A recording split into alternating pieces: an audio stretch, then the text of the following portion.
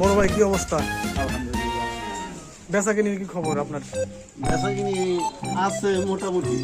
তাই এবার আপনারা দেখতে পাচ্ছেন আমাদের ফজলু ভাই, আমাদের মহল্লার বড় ভাই, ওনার একটা সুন্দর কসমেটিক্স দোকান আছে, সেটা আটিপাড়াতে। এখানে বিভিন্ন ধরনের ভ্যারাইটিস জিনিসপত্র পাওয়া যায়। কসমেটিক্সের যে জিনিসগুলো আছে এখানে ওনার কাছে সব জিনিসপত্র পাবেন, এবং উনি বই খাতাও বিক্রি করে, ঠিক আছে, স্টেশনারিও আছে, সব ধরনের জিনিসপত্র আছে, এগুলো পাবেন। এটা হলো ওনার দোকান, ঠিক আছে। অনেক সুন্দর করে ডেকোরেশন করছে, এগুলো অনেক সুন্দর করে সাজাইছে।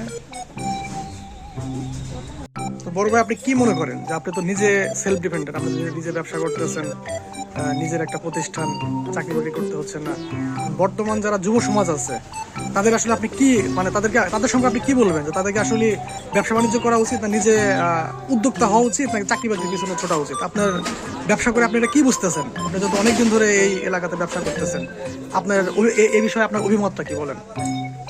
এটা আসলে ভিন্ন ভিন্ন মত আছে। মনে করেন যে যদি উদ্যোক্তা হইতে চান, আচ্ছা উদ্যোক্তা হইতে গেলে তো আপনি কোনো কিছু একটা প্রতিষ্ঠান তৈরি করতে হইলে আপনার তো মূলধন লাগে। আচ্ছা মূলধন যদি থাকে তাহলে উদ্যোক্তা হওয়া ভালো। আচ্ছা আচ্ছা আর যদি মূলধন না থাকে তাহলে তো আপনি চাকরি অবশ্যই চাকরি করতে হবে। আচ্ছা, ঠিক আছে। বা কোনো উদ্যোক্তার সাথে ফ্যাক্টরি বা উৎপাদনকারী কোনো কোম্পানিতে আপনার অবশ্যই চাকরি করতে হবে। সেক্ষেত্রে আপনার চাকরি করার যে অ্যাবিলিটি বা যোগ্যতা, সেগুলো যদি থাকে তাহলে আপনি অবশ্যই চাকরি করবেন। এমনকি ভবিষ্যতে আপনার পরিকল্পনা থাকতে হবে যে আমি এক সময় উদ্যোক্তা হব। সেটা ছোট হোক আর বড় হোক, এটা আপনি করতে পারবেন যদি আপনার ইচ্ছা থাকে। তবে ইচ্ছা থাকা ভালো, বা ইচ্ছা থাকা উচিত। আচ্ছা, তাহলে আপনি তাহলে যাতে আমাদের সমাজ